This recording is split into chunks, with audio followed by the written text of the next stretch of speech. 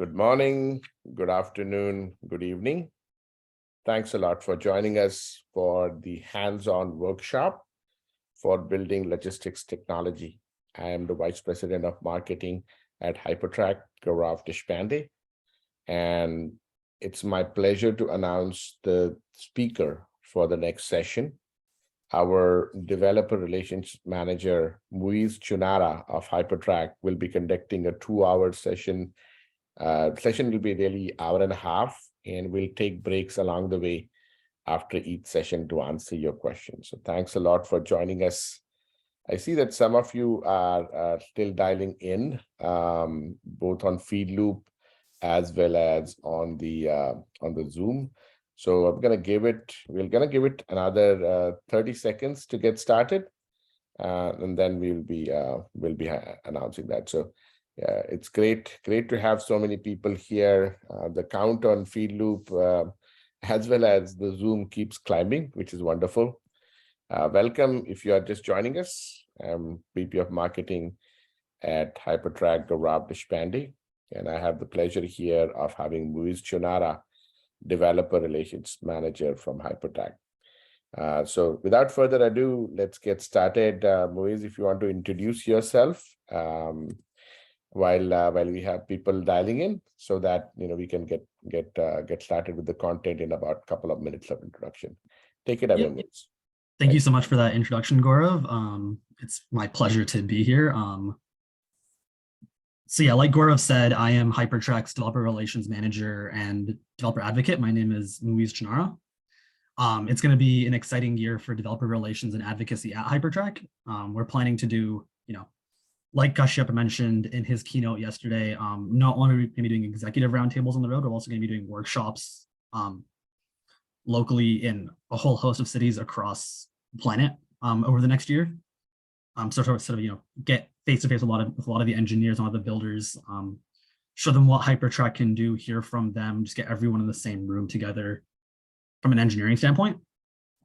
We're also going to be doing podcasts, interviews, webinars with engineers just across the logistics tech space, really getting to know you all as individuals, what you're working on, what drove you to the industry, how you feel about the space, what you want to be working on, what innovations you think you've made, and just letting you share what you want to share as an engineer to the wider logistics tech community. So before we talk about the technology itself, let's go over sort of quickly how Hypertrack takes in location data. Hypertrack doesn't tend to work with addresses, for example, as a data input. We focus mainly on latitude and longitude coordinates. And we do that for a whole host of reasons. Addresses tend to not be 100% accurate to delivery locations. For example, there are warehouses now in the world that are millions and millions of square feet large with a single address. If you were to send a driver to an address for a location like that, they might end up spending tens of minutes just driving around this facility to fulfill a single order. Whereas with geo-coordinates, we can route them directly to the drop-off or pickup point the first time, saving them that time of looking for an entrance. Though with location coordinates, they're not the perfect solution if you don't know what you're doing. They can be extremely messy if you're working with raw GPS data. GPS data can depend on things like where satellites are above your head, your surroundings in your location. The weather that day, for example, can also have an impact on GPS signal quality. And so you have to rely on a lot of very complex math and analytics, along with other sensor data from the device to actually work with geo-coordinates well, which is something we at Hypertrack pride ourselves in being able to do. Another thing with location data is some of the most sensitive PII you can get on somebody beyond their government identification information. If I know your geo-coordinates at any given time, I can tell you exactly where you went, where you spent your time. I can make very accurate guesses on what you did at any given time. And so as a result, you do have to be very careful with people's location data and treat it with the respect and security that it does deserve. Logistic technology has also been changing very quickly. It's a very rapidly growing industry. If we go way back to, sort of when live location logistics had first begun, you had companies that were sort of being forced to build everything themselves. These are where the Ubers, the DoorDashes, the Amazons, the Lyfts. They spent a lot of time and a lot of money building solutions from scratch, specifically for their business. And a big cost of doing that was you tend to lose efficiency and predictability early on as a company because you're so focused on building this technology from scratch and sort of getting out your MVP so you can start engaging in business, that a lot of the complexities, the sort of deeper level concerns get shifted to the side, because in the end, you are a business, you're rushing to get a minimum viable product out, and your logistics tends to suffer because of that.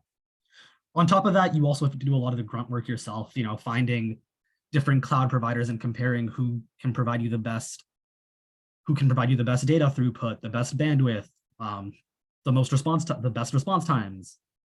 For cloud providers, for mapping softwares, you have to determine who's the best mapping software in my country. For example, Google Maps is notoriously poor in South Korea because of government reasons, and so you have to use a local mapping provider.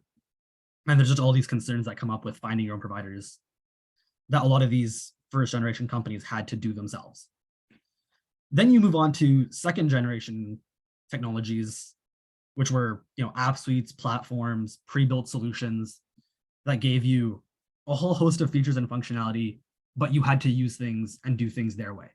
You didn't have the flexibility to put your business on the forefront, because in order for these solutions to work to their best, you had to do things the way they wanted you to do them.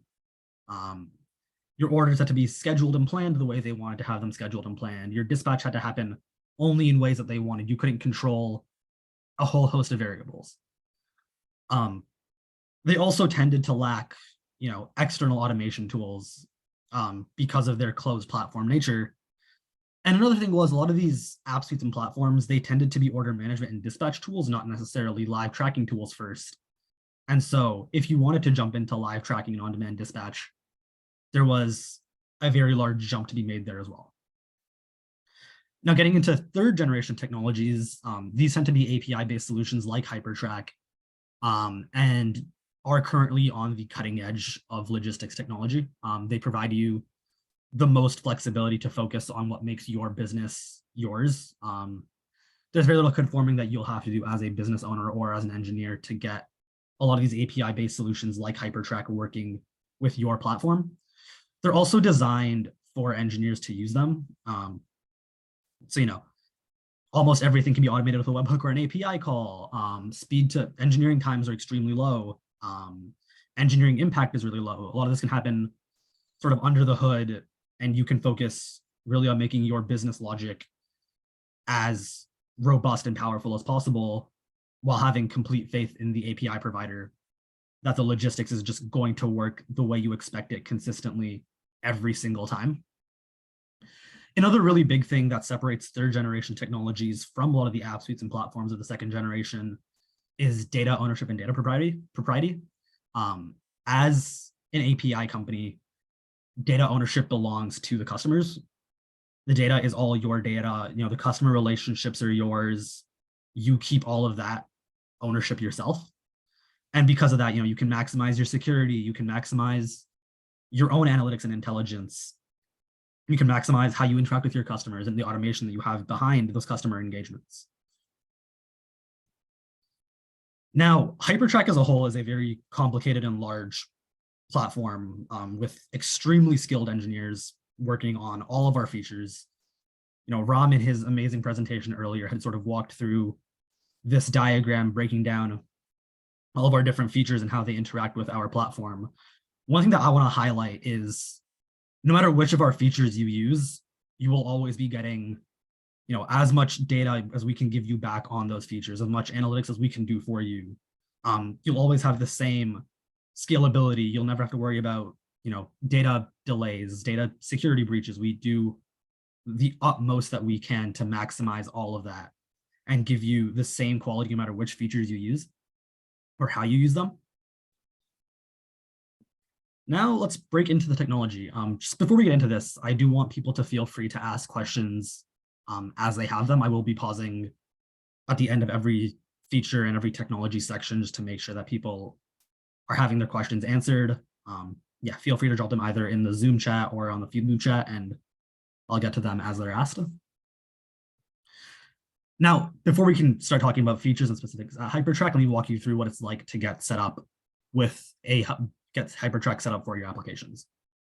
So the first thing you have to do is set up a Hypertrack account and log into your Hypertrack dashboard.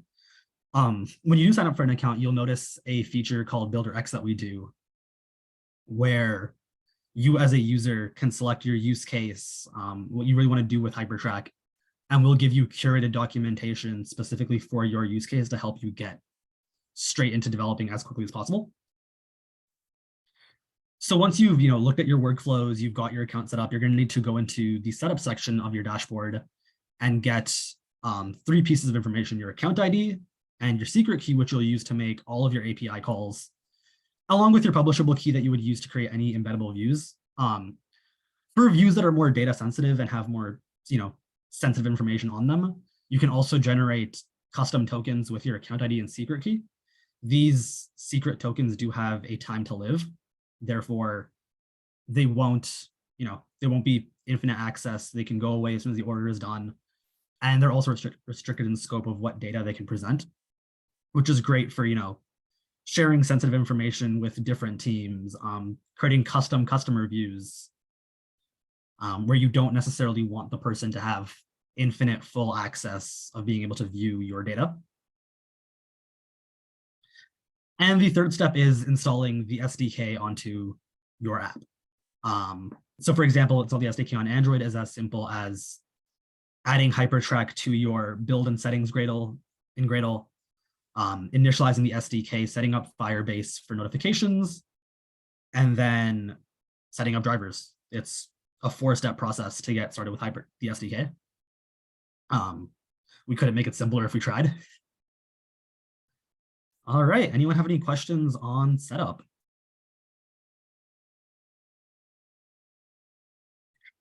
So we have a question here on Zoom regarding location accuracy.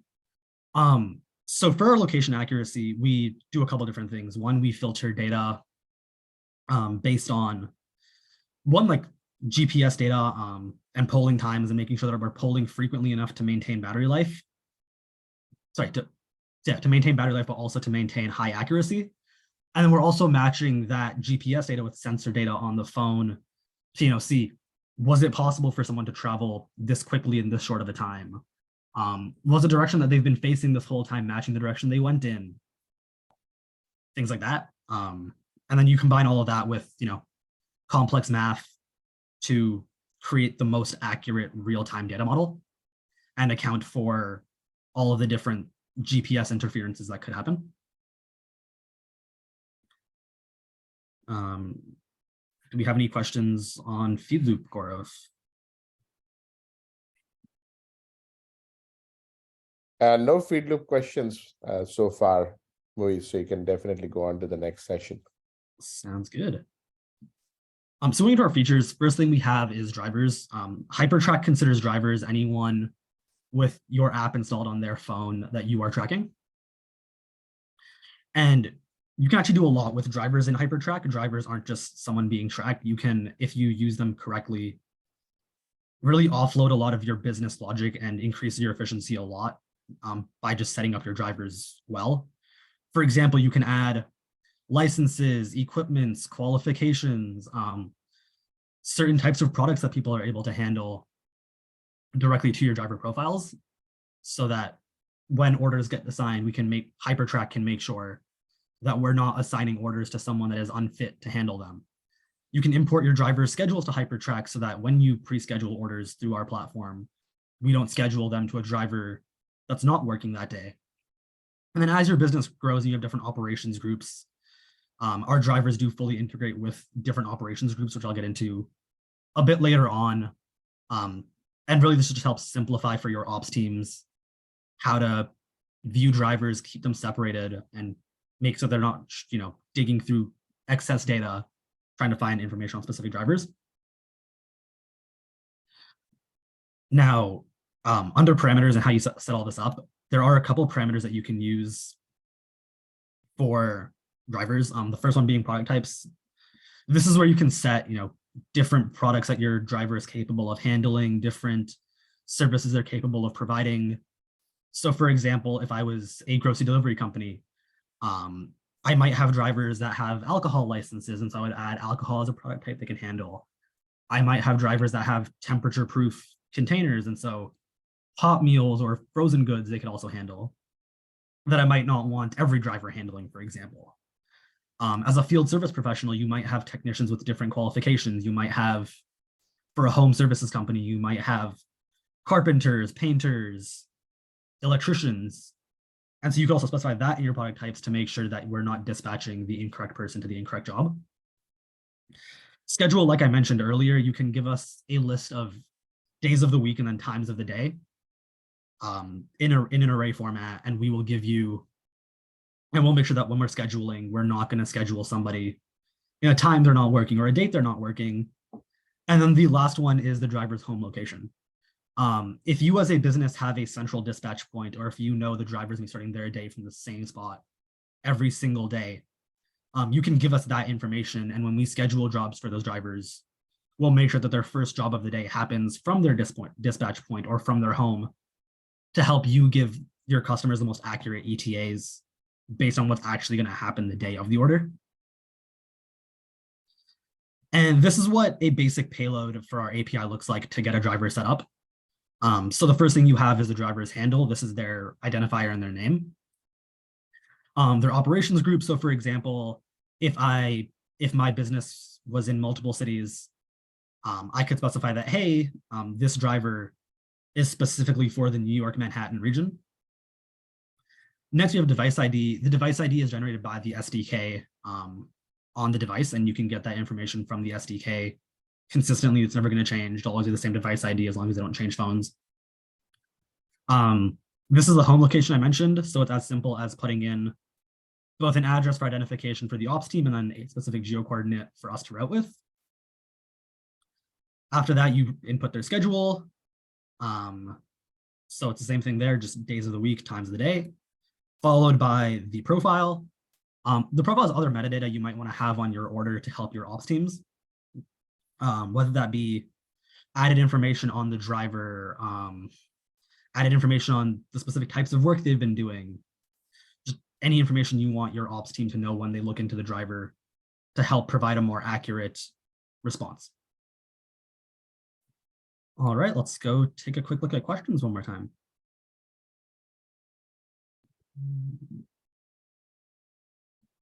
Garb, is anything on Feedloop? I have not seen anything in Zoom. No questions on Feedloop. Looks like you're doing a great job with the session, so you can keep going. Perfect. So our next feature is geofences.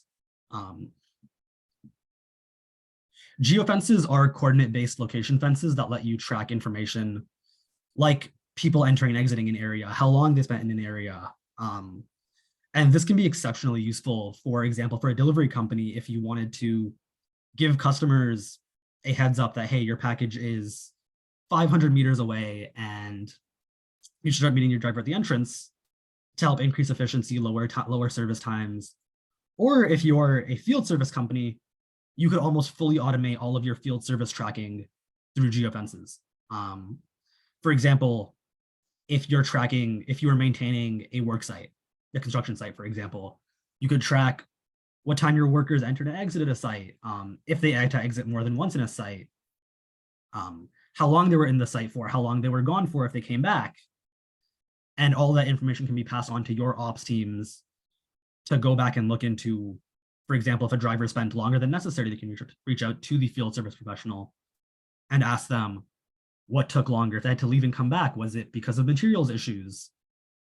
And how could you increase efficiencies and materials available on site, for example, to help the driver not have to keep on going back and forth, and just providing all those insights that you might want to increase efficiency of that. So geofences can be interacted with in two different ways. Our webhook stream sends you an event whenever a driver enters and exits. The webhooks you can see on the side here contain information such as the device ID of the entrance, the exact arrival coordinates. So for example, if your geofence is a 500-meter radius, you'll get the exact coordinate point of where they entered from and where they exited from in case they entered and exited from different locations. the exact time of entry, how long they spent inside the geofence, data about the geofence itself, so the geofence ID in case you want to reference it in the future, the metadata you assign to a geofence, including the geofence's name and any other information you want to add to that. And then, of course, the type of geofence. Was it a radial geofence or was it geometric? Now, creating geofences, you would do with our geofences API. On top of creating geofences, you can also get a list of all the geofences in an area. You can activate and deactivate geofences depending on the job that's being performed. You can get every single event that's occurred in a particular time frame for a particular geofence. And walking through the API payload again, it's the first thing you want to do is specify that you're creating geofences. And then there's also the type of geofence. So we have 2 types of geofences at Hypertrack. Radial geofences, which are centered on a single coordinate and in a meter radius around that coordinate. The second type that we have is polygonal geofences, where you give us a set of 4 geofences, a set of 4 geocoordinates, and we create a fence specifically within that coordinate, within those bounds. This is great for when you have a very specific location you want to track. You don't want to just know if someone's in the area. You want to know exactly when they arrive at a site, at a specific building. And then again, you can also add metadata to all of these geofences to help make them more identifiable for your ops teams, or to help give you more actionable data when an event occurs.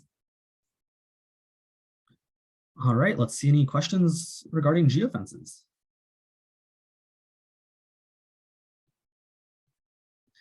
So we do have routing for drivers, and you will see that later on in this presentation. And as far as geofence logic, do you want to ask the question? Repeat the question, Moise. Oh, sorry about that. Yeah. Yeah, let's repeat the question so everybody knows. Parthaban had asked 2 questions in Zoom. The first question was, does Hypertrack have built-in solutions for creating routes for drivers? So we actually have a couple different routing solutions depending on your use case, and we'll get into those a little later on in the presentation. And as far as geofence logic, we use data both from the client side and the server side. So the client side, again, is what's retrieving the location for us. And then we send that to the server to match to do the location cleaning and make sure the location is as accurate as possible. Once we've confirmed the location is real and accurate, we then compare that to the geofence boundaries, and send events based on that. We do everything we can to make sure that the GPS data is as accurate as possible based on sort of those previous factors that I talked about. That's all for the Zoom questions. Are there any questions on feed loop? Moise, no questions on feed loop. I think we're good. Perfect. So the next feature we're going over is Hypertrack's nearby search. Actually, sorry, there's one question on feed loop that I missed. I apologize. Can geofences be used within 4 walls of a distribution center? That's a great question. Yep. So they can be. You would have to set the geocoordinates to match the walls of the distribution center. Obviously, depending on the distribution center itself, you may run into, signal concerns, but there's nothing. But you could make a geofence around that, and assuming the device is working correctly, that would work perfectly fine. You could track exactly who was inside that distribution center at any given time. All right, moving on to nearby search. So nearby search lets you find drivers in a region. We can either sort those by distance from the search point or by ETA. Region-based nearby searches are great for when you want to find out which drivers are in a particular region while minimizing cost. This is great for non-time sensitive use cases. Use cases where really all you care about is people being in the area. It's not urgent, it's not imminent. And a couple minutes here or there won't make a difference. The other kind of nearby search is ETA-based nearby searches, which are great for when you've made a commitment to your customers, or when time is a very big necessity. We'll show you exactly how long it will take, not just how far the driver is, but exactly how long it would take a driver to drive to the search location. And we'll include live traffic in that to make sure that, if there is a traffic jam on the way to the site, we'll show you drivers that maybe can skip that traffic, or how long that traffic would take. And this is great really just to give transparency to your customers on an exact ETA, providing them with even more transparency. If there is a delay, you can tell them that, hey, there's a buildup of traffic for the driver getting to your area. This is how long they're going to be now. Nearby search also lets you do a lot of filtering to increase control and really refine what kind of drivers you get when you make a search. So going back to the drivers have profiles and metadata. You can actually search that metadata and those driver profiles inside your nearby search. So for example, going back to the delivery company that I referenced prior, if I had an alcohol delivery order, I could specifically search for drivers in my nearby search that are licensed to deliver alcohol. On top of that, you can include drivers that are already on a trip. So for example, if you wanted to queue up another order for a driver and really maximize your driver's utilization, nearby search can help you do that. And then you can also include if a nearby search should be based on live ETAs, if the transparency is a major concern, and we'll provide you that ETA.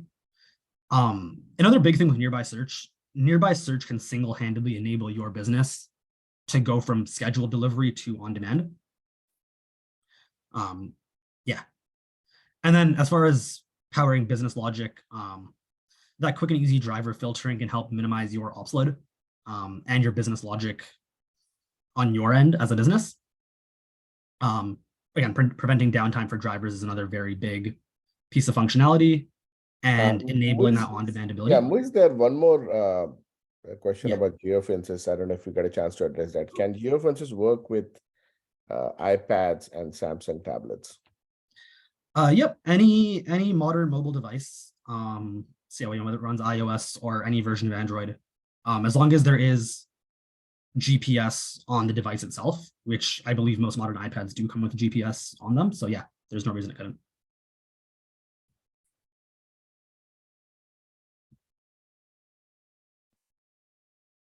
All right, moving on to geotags. So geotags are metadata that you can store at a certain geographic location on a map. A cool thing with geotags is they can be implemented purely client-side.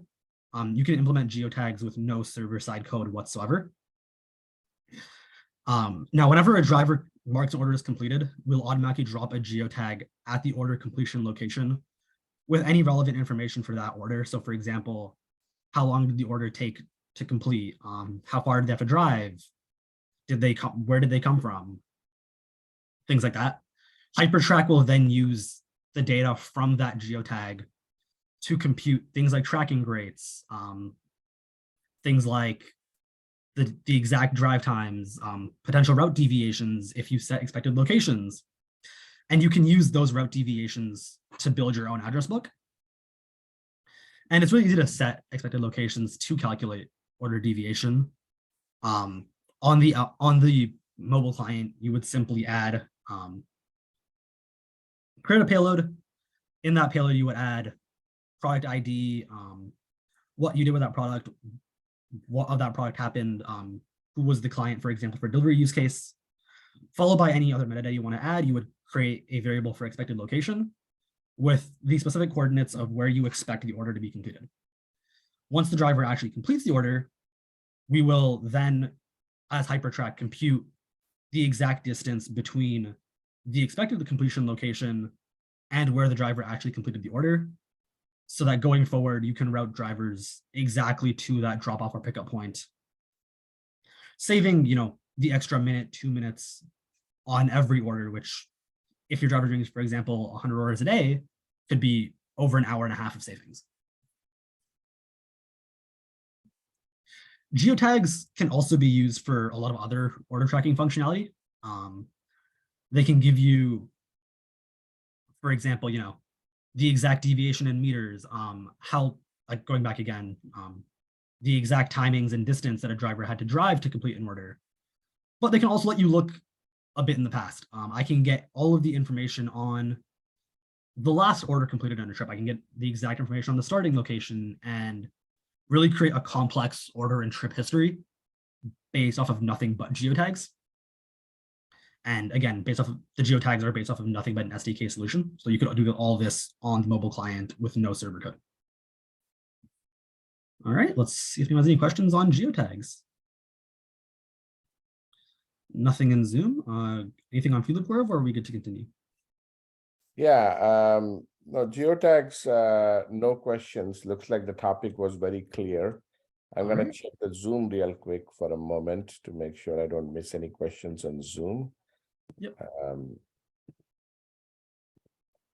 I think we are in good shape. That was, I mean, once we understand geofences, geotags are pretty straightforward because it's the older technology, still useful, but not as automated as geofences. So cool. Let's go to the next piece, please. All right, next we have operations groups. Operations groups I alluded to earlier under drivers. These are a brand new feature that Hypertrack is rolling out currently. And operations groups really are just ways of subdividing your business. Whether you want to break down your business as you grow and scale into geographical regions, cities, warehouses, specific stores, specific work sites, and really breaking down your business into those subdivisions.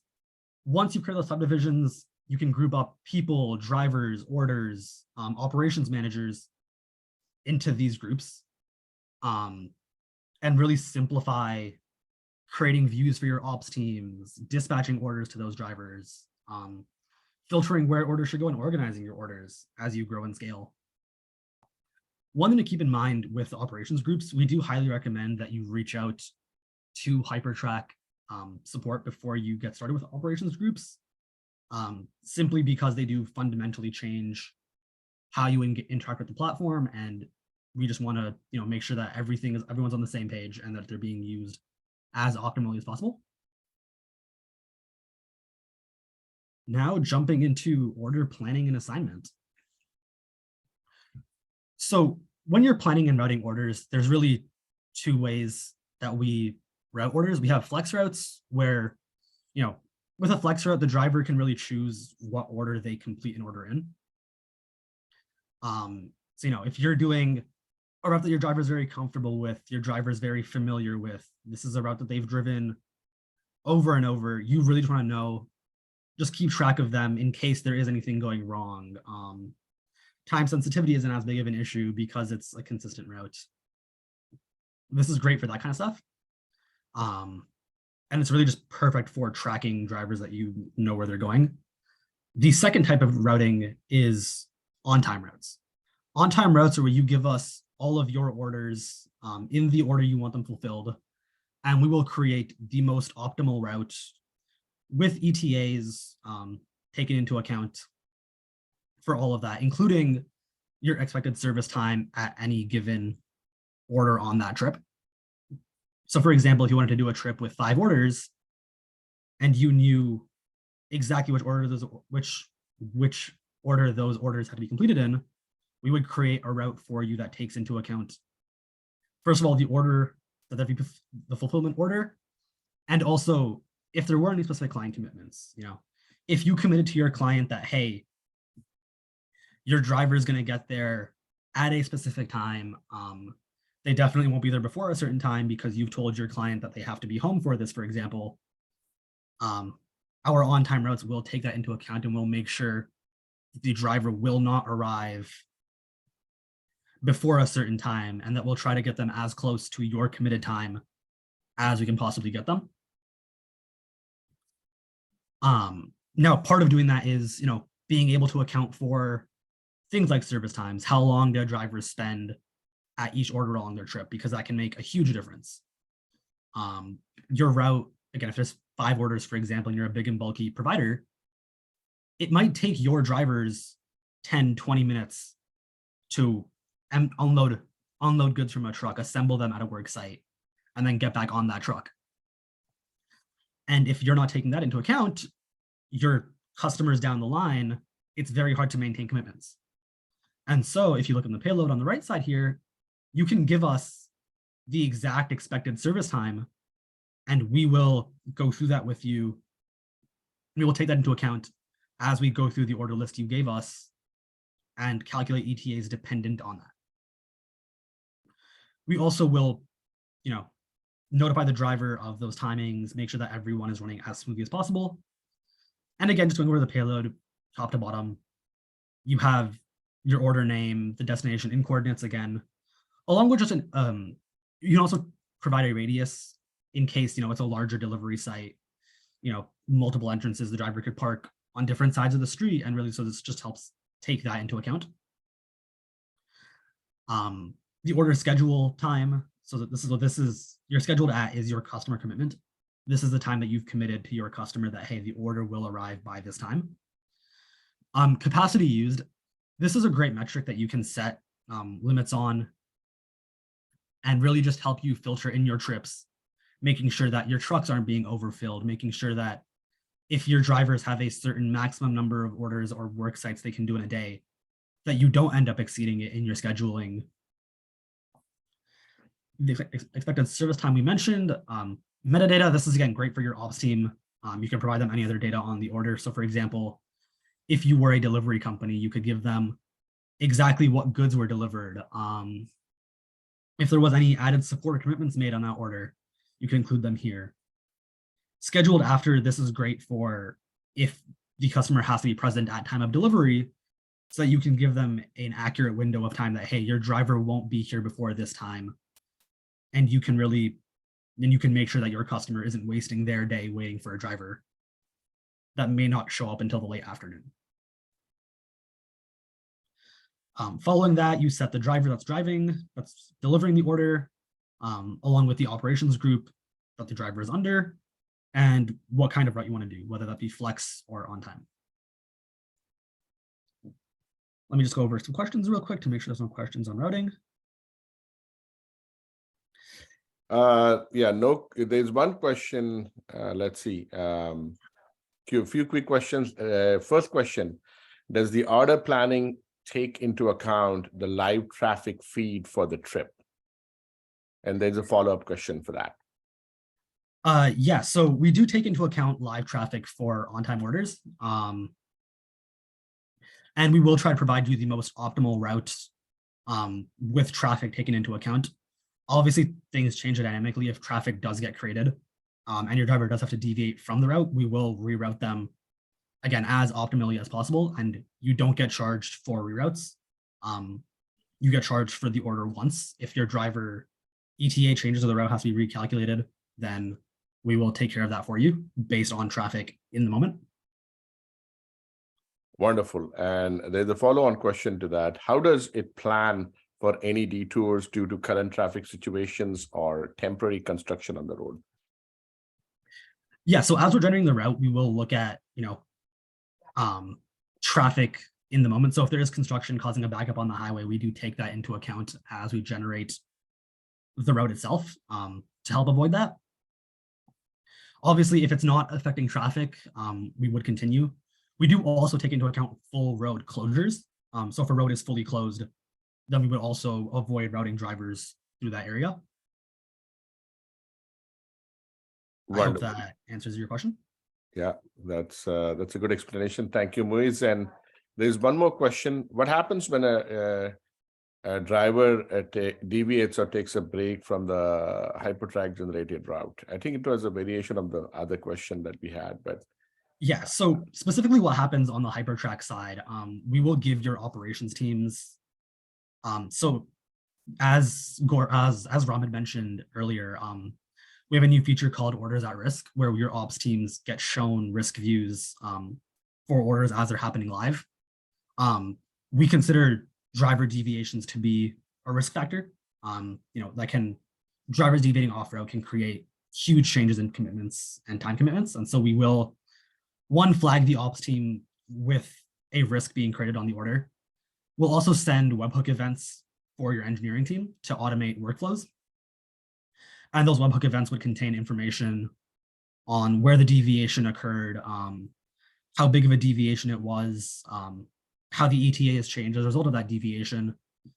And you could create automated business logic workflows to help resolve those deviations as they occur before your ops team even sees them, for example. Excellent. Yeah, a lot of these questions require getting into a deeper discussion with Hypertrack team. If you want to schedule a briefing and a demonstration of the product, just go to hypertrack.com. That's H like Henry, Y, PER, TRAC, hypertrack.com. And right there's a button called request a demo. Fill out that and we'll do a briefing for you where we can walk you through a lot of these questions, because some of you that are designing solutions, I understand that asking these questions at a superficial level, we can give you high level answers, but we can give you really detailed answers and work with you on building out the solution. There's one more question here before we move to the next part, Muiz. Yep. Sequence of orders, is there, the question is sequence of orders is there? If yes, on what basis, right? How do you sequence the orders? What is the So for the routing, the basis for that? Yeah. So for the routing sequencing, we would expect you to give us the sequence based on the order that you as a company want them delivered. And that can be based on the commitments that you've made to customers, the order you receive the orders in. However, for flex routes, for example, if sequence isn't important to you, then flex routes, we just give the driver all of the addresses and locations, and they can go to them in any order they want. For on-demand dispatch, for our dispatch types, which I'm getting into in this next slide, there is a bit more sequencing that I'll get into. That's a bit more detailed. And again, if the driver deviates from the planned sequence, we will flag that as a risk. And the larger the deviation from that planned sequence, the bigger of a risk factor it becomes. And we will proactively warn your ops team that, hey, something's not right here. You have to reach out to this driver, along with sending webhooks to your engineering to your server and your backend, so that your engineering team can create automated responses in the event of those deviations. We will give you full transparency the whole way through for any deviations or concerns that come up during the trip. Even if the driver just deviates for a cup of coffee and stops for a couple minutes for coffee, we'll make sure that you know what is going on and how that's affecting the order and the time commitments that we've made. Excellent. Feedloop has multiple questions. Yeah, this is amazing. Clearly, Muiz, you're communicating content well, and everybody's engaged. There are over 140 people now live. Number keeps increasing, which is a wonderful sign to see. Questions from Feedloop: does the tracking work offline? That is the question. Like, let's say the driver broke the scanner during his route, or So if the driver loses network connectivity for any reason, we will use data from sensors built into the phone, along with, if there is for some reason still GPS signal, we'll still keep tracking GPS signal, and we'll store all of that information locally on the driver's device.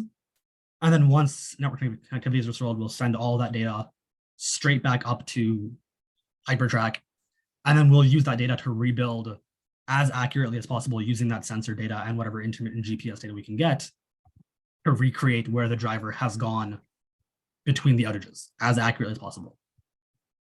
Excellent. And when you go back to view an order, it will be very there'll be very clear distinctions on data that was actively tracked in real time and routes that we reconstructed based on sensor data during the outage. Okay. Along with that, when an outage occurs, we'll also send you information regarding the outage, and I'll get into those outages later on. Wonderful. One more question here online. Yes. Can you avoid tolls and still meet delivery windows? This is a classic question that, constraints planning. How can you avoid tolls and still meet delivery windows? Is that kind of feature available in the planning? I'm not 100% sure how we handle tolling off the top of my head. Like Gaurav said, though, if you go onto our site, request a demo, or just reach out to myself or anyone else on the team post this session, we'll get back to you as quickly as possible with an exact answer on that. Yeah, I mean, it's just hypertrack.com/contact, CONTACT. I'm also putting that link in the feed loop chat, hypertrack.com/contact, CONTACT, for contacting us. Because I know some of these questions, especially for tech builders, you need to go into deeper level, and we want to help you. This is what we do for 300 companies across 80 countries. So we have pretty much seen every flavor of the question, but we are looking forward to solving your specific problem and help you build your specific logistics tech. The other question I had here online from Feedloop is, does the routing take into consideration height, weight restrictions for driver turn by turn? Again, this is a deeper question. Great question, Don. But please schedule a briefing, because like I said, all of these questions are hard to answer without getting into a specific discussion with you. And we would love to do that. Hypertrack.com/contact. Because I want to just make sure that we get enough time to present actually the product after we get through the overview of the functionality. That's why I want to make sure that we keep it moving along. All right, if that's all the questions, let's get into order planning and dispatching. Now, there's 3 ways to plan orders at Hypertrack and dispatch those orders. We have on-demand, pool, and scheduled. So scheduled orders is exactly what it sounds like. It's when you've scheduled the route in advance using the on-time routes or flex routes. You're doing this for like the next day. For example, you want these delivered out the next day or the next week. And this is where we use your driver schedules, your driver's home locations, along with the routing type that you want to use to create that route, assign it to the best driver to dispatch to deliver that order. And again, we base that on the driver schedule to make sure that you're not scheduling. Let's say John only works Monday, Tuesday, Thursday. We won't let you schedule him on Wednesday, or we will at least flag you that, hey, he's not working that day. We recommend you assign this order to Jane instead. On-demand dispatch is where we combine our nearby search tool to find the best driver to dispatch your order, recommend the driver to you. And as soon as the order comes in, for example, that sort of on-demand delivery experience that you get with a food delivery app, for example, where the second the order comes in, we'll route it, find you the best driver, recommend them to you, recommend the route to you, and then dispatch it to that driver so the order can get fulfilled as quickly as possible. And order pooling is actually another brand new sort of cutting edge feature that we're just releasing, where you can batch the orders into a handful of orders and route them optimally based on, a whole number of metrics, whether you want to maximize driver utilization, you want to maximize the number of orders in a single trip, you want to minimize the distance the driver is driving, you want to minimize the time between orders. We let you do all those metric concerns as we do your automatic batching and routing. As orders come in dynamically, we'll do this, and then we'll dynamically dispatch those batched orders to drivers as they become available to take an order. And so this is really best for high volume things where the customer can wait a couple minutes if it means saving money in delivery fee, or if it means letting your drivers earn a bit more money and use their time better, for example. All right, any questions on that planning? Yeah, there is a question here. What happens if the rider deviates from the planned sequence? That's I believe we covered that one. Yeah, I thought it was a repeat. Then there's another one. Is it possible to mix and match the order management so we can have scheduled orders, and then if there are urgent orders that can be fulfilled through on demand? By the way, this is the question we get all the time. I've talked to 100 customers over the last 3 months with this question, but I'll let you take that one, boys. Yeah, so like Gaurav said, we actually have multiple large clients doing exactly that. You can use all 3 of these in any combination that you like. So for example, if you have big and bulky orders, you might want to schedule those in advance. If it's smaller, quick orders, you might want to do those on demand. pool those. And then if it's a high value order, you might want that on demand because you might want your high value goods to go out immediately, where like the customer experience is the most important thing because it's such a high value order and the transparency is so important start to finish. But yeah, you can mix and match these in any way you like. And again, all of these have complex filtering in them that you can do. Yeah, that's the whole point of having a logistics API-based solution, is that you can do this combination of scheduled and pooled and on-demand. And the on-demand orders could be inserted for the most optimal mix while maximizing your delivery capability and meeting your delivery windows. So that's a wonderful question. Again, please go to hypertrack.com, just click on request a demo, or go to hypertrack.com/contact, and you will be able to learn more about the product. And of course, we also have free availability, free trial availability for using our product. And there are literally thousands of companies building solutions on top of the product. You'll be also able to find that link. But for your specific solution questions, if you're building a solution and you have questions about the APIs, just schedule a request a demo, and we'll work with you to get you the information that you need. Go to hypertrack.com/contact, or just go to hypertrack.com and click on request a demo. Thanks. Back to you, Moise. Yep. Corp, was there anything on FeedLoop as well, or is it just a Zoom question? No, that was the one from on that one. I think I've covered all the FeedLoop questions. I'm just going to visit real quick one last time to make sure that I haven't missed anybody. Yeah, no questions, no other questions on FeedLoop we have covered. Sounds good. Let's get into tracking rate. So as people had asked in the past, about like tracking instability, poor GPS signal, poor service, outages. This is where your tracking rate comes in. So tracking rate is a statistic that we give you constantly. You can access this live in real time whenever you want. And it's the percentage of time where drivers were tracked successfully versus the time that you wanted to track drivers. So for example, if, in a particular day because of power loss, for example, or a cell tower issue, 20% of your drivers lost signal and were operating offline intermittently, your tracking rate would reflect that outage. Another thing that can affect tracking rates a lot is device configuration, whether that be things like not accurately providing permissions, not having the SDK set up properly, battery concerns on the driver's side. Those are all things that can lead to your tracking rate being lowered, and those are all outages that have to be handled to maximize that tracking rate. And the importance of a high tracking rate really is providing, both your engineering and your platform teams, along with your operations teams and your operations managers, actionable data. You can't have actionable data.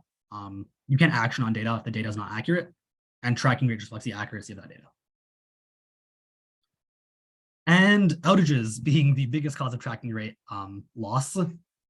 They can occur for a variety of reasons, like I said, GPS signal loss, network outages, low battery.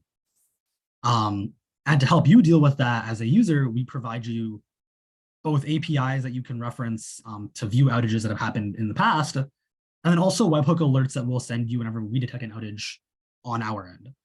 And right now we manage over 40 different outages across all mobile operating systems. And these are all things that, have taken a lot of expertise, a lot of time to curate and develop, because if you want to have the best data, you have to be working with all these operating systems and outages, and different operating systems handle different outages differently. Now, when there is an outage, you can see the exact payload that we'll send to your backend when an outage occurs.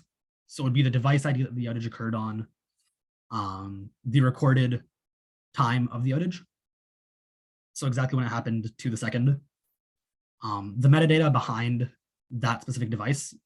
So the email for the driver, for example, if you use custom invite links, and those invite links, their name, phone number, if you have all that added to your driver profiles, along with what version of Hypertrack's SDK are they using.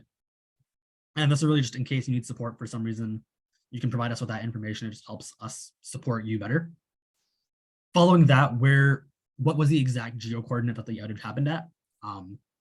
This is great for helping us rebuild the route afterwards.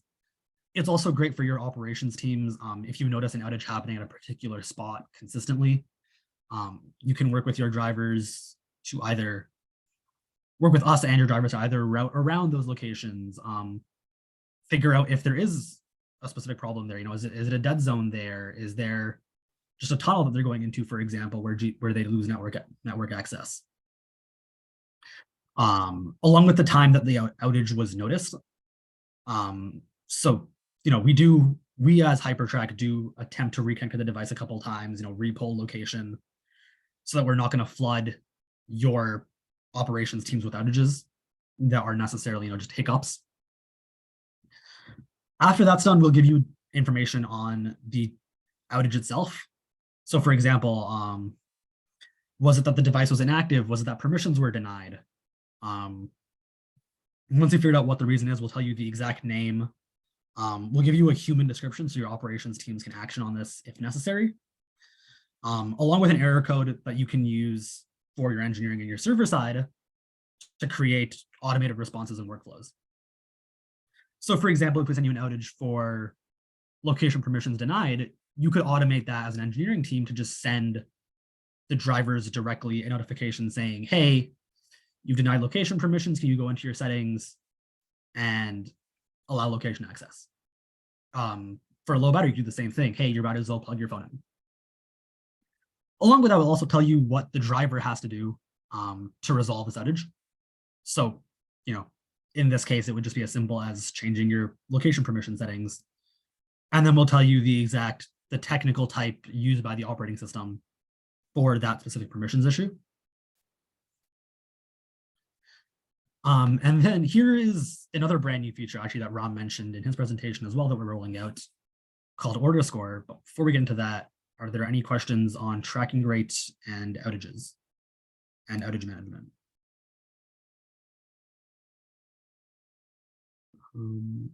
Nothing on Zoom. Garb, anything on Feedloop?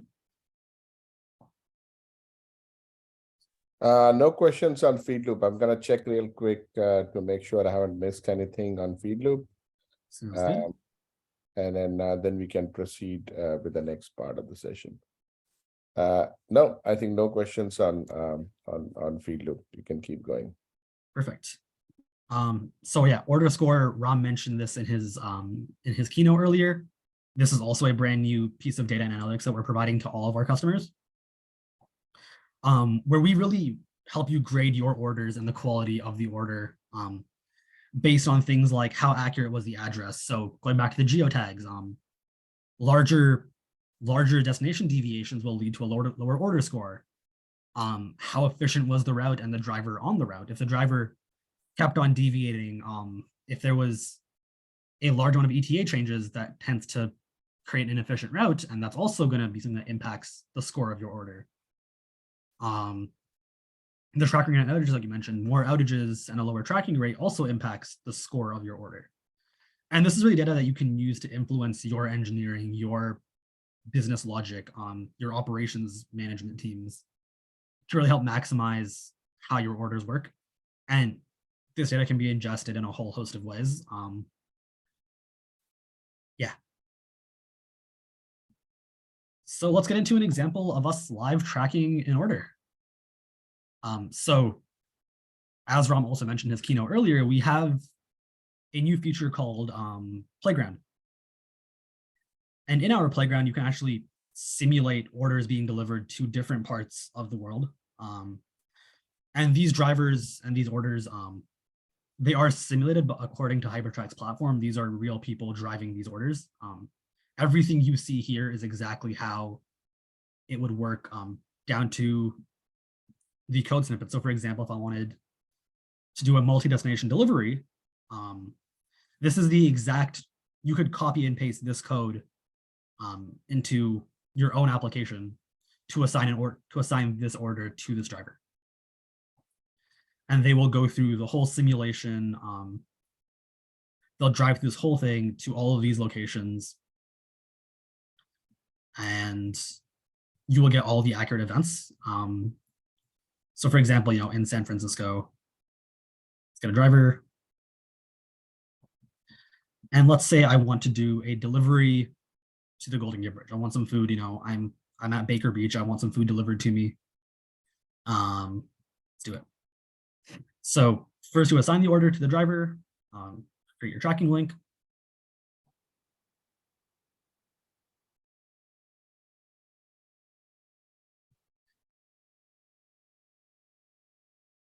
And then view the tracking link. There we go. Yeah, so this is the exact view that your operations teams would see of the driver, leaving the restaurant, getting on the road, exactly where they're driving to, where they've been, order details like when the trip started, how far they've driven so far, have they gotten to their destination yet, along with details on like what are they carrying with them, exactly what kind of device are they using, what's their device ID, what app are they using, and again, just the profile on the order itself. Now, one thing to keep in mind, as this order is happening, you're actually getting webhooks consistently through this whole order.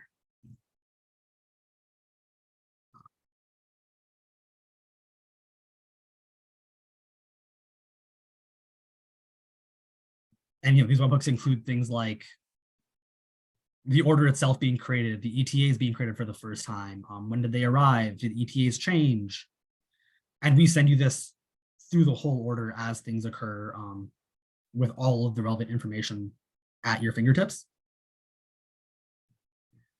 Another neat thing with the order tracking, if I'm an operations manager, let's say I want to go back in time. I want to view, hey, where has Douglas been so far? How did he get to there?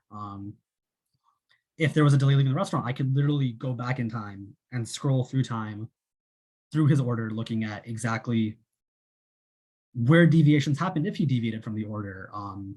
If there was a slowdown, I can really get in depth and look at where that slowdown occurred as an operations team. Along with that, I can complete the order prematurely. Let's say Douglas got to the bridge and forgot to mark the order completed on his phone. Your operations team could go in, manually mark this as completed, and again, firing off the exact same webhook events so that your platform could either automate the payout to Douglas if needed, automate asking for a feedback survey on order completion, assign him a new order if you're doing on-demand orders. Yeah, and again, you get webhooks for all that to automate all of those features for you.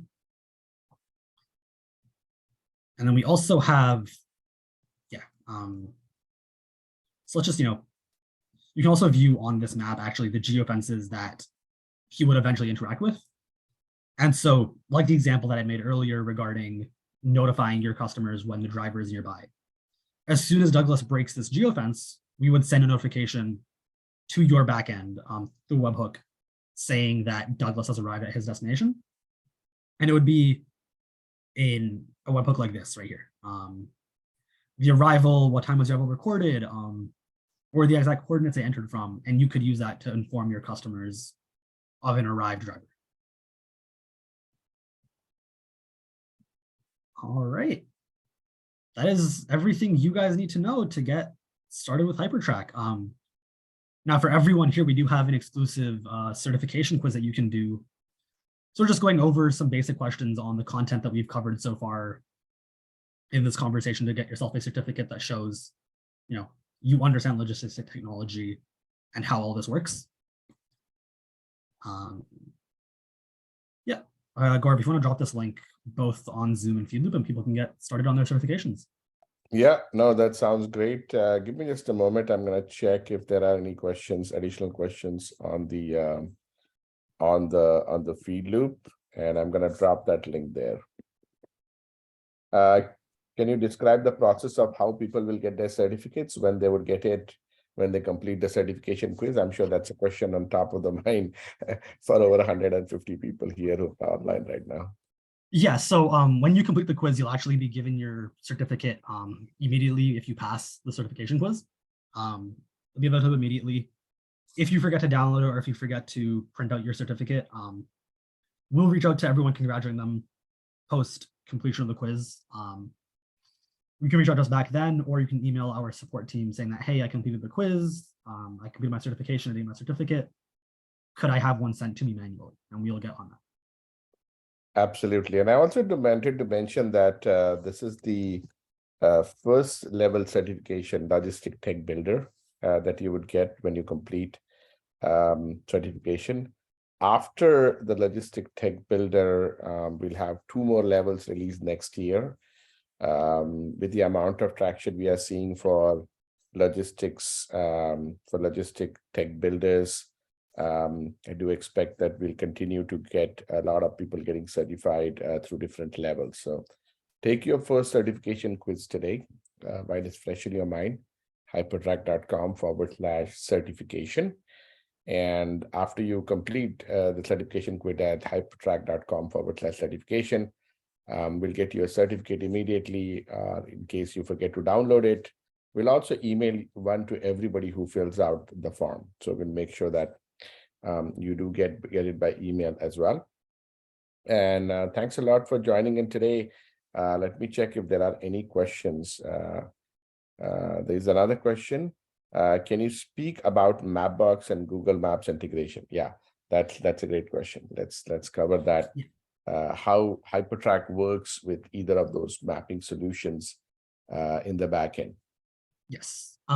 So for the integrations from a client side, all of our data is specifically designed to be as usable on Mapbox and Google Maps specifically. So if you want to create your own mapping views, for example, you wouldn't have to reformat however geo coordinates are given to you. You wouldn't have to reformat any of that. You could import those coordinates exactly into Google Maps. Those driver histories exactly into Google Maps to recreate a custom view for yourself, whether that be for creating custom views for your customers or creating custom views for your ops teams. Our data is all formatted to be imported and moved around and used on other platforms to help you create that flexibility that you want to achieve as a business. And then on the Hypertrack end, depending on your region and the features you use, we do talk to different mapping providers to make sure we're always giving you the most ideal routing, the most accurate information. And that includes, directly using multiple different mapping providers, including Mapbox and Google Maps, where regionally appropriate. Yeah. Wonderful. Thank you. I wanted to quickly mention that a lot of our customers start by trying to build out their solutions using Google Maps or Mapbox or here or another mapping provider. They're all wonderful. But what happens is, as you're building it on your own, instead of using a logistics API like Hypertrack, you end up with unpredictable cost of, you end up in every replan, every reroute, you end up in calling the API, Google Maps API or Mapbox API or here Map API. And that your order cost, routing cost for planning, assigning, tracking an order becomes variable. It can go out of control. In terms of Hypertrack APIs, there's a fixed cost per API call. And that allows you to replan without having to pay for it over and over again. So that's something that our customers, over 300 of them across 80 countries, that's the reason why they chose logistics from a cost perspective. And of course, time to market perspective. Please go to hypertrack.com, explore the product there. There's a free trial available on the hypertrack.com. So when you go to hypertrack.com, you have try now for free link, which is a green button right at that in the front page. Click that try now for free button and start with your free trial. And it's a fully featured product. It's not a developer edition. It's a fully featured product that you get to try immediately, so that you can see if Hypertrack APIs are a good fit for you. So 2 options for you when you go to hypertrack.com. The first button is try now for free, which is for a free trial of the product. You can start using the product immediately. And the second one is request a demo. When you're ready, click on the request a demo. You can do a briefing with solution expert from Hypertrack who can walk you through how to use the APIs correctly to build out your solution and figure out, typically our customers, within 2 to 4 weeks, you can have your prototype running. with all the functionality that DoorDash, Uber, and others provide in terms of being able to on-demand assign orders, track them, provide notifications that the driver or the gig worker is arriving, all of that geofencing, you can implement it in 4 weeks. So please go there on hypertrack.com, click try now for free, or click request a demo if you are ready to have a conversation, because a lot of you have more detailed questions. We would love to get into that with your specific application that you're trying to build out. And we've helped 300 companies build out their applications, and over 1,000 are currently building in different stages of maturity applications on top of Hypertrack. So we have a lot of experience, and we want to help you arrive at your best, most optimal solution. If there aren't any other questions, I would like to thank everybody, over 150 of you who joined us live today. We appreciate you taking the time. In about 45 minutes, we have a session for those of you who are focused on analytics and AI. We talked about it at a high level in Ram's session. We talked about insights. How do you do analytics? How do you do machine learning based on the data, logistics data that we are creating? You want to get deeper into that. You want to get deeper into fraud detection with logistics APIs. You want to get deeper into how do you do the order score, how the order score was built, how you can use it effectively to measure the efficiency of your gig workers or your delivery drivers, and how do you improve the operations. All of those answers are 45 minutes away at 10 a.m. Pacific, 1 p.m. Eastern. We will have Saurabh Das, who leads our logistics intelligence team, would be presenting a deep dive into analytics and AI for last mile logistics. So don't miss that session. After that session is an equally impressive session. You've heard us talk about all this functionality all day today, but how is that platform that's underlying the infrastructure? How is that built? How does Hypertrack allow you to seamlessly operate across mobile, maps, and cloud without missing a beat? How are 300 companies using this solution? What infrastructure powers that? What are the key considerations of building that infrastructure? If you are a full stack engineer, you're somebody who is a CTO, Chief Technology Officer, you're somebody who is responsible for architecting solutions. You don't want to miss the last session of the day. So we saved best 2 sessions for the last. 10 a.m. Pacific, analytics and AI for last mile logistics with Saurabh Das, and 11 a.m. Pacific, the last session. It's going to be an amazing session with Alex Kishinevsky and his team for the infrastructure. How do you build a last mile logistics infrastructure that can scale to any number of orders for any number of drivers, any number of gig workers? So stay tuned for that. Join us live for it. It's going to be an exciting session, both of these. And thank you for joining us today. Both Muiz and I would love to thank you. And we'd love to see you back at 10 a.m. Pacific in about 45 minutes for the analytics AI session, and 11 a.m. Pacific for the infrastructure session, depending on your role. Thank you, and have a wonderful rest of the day.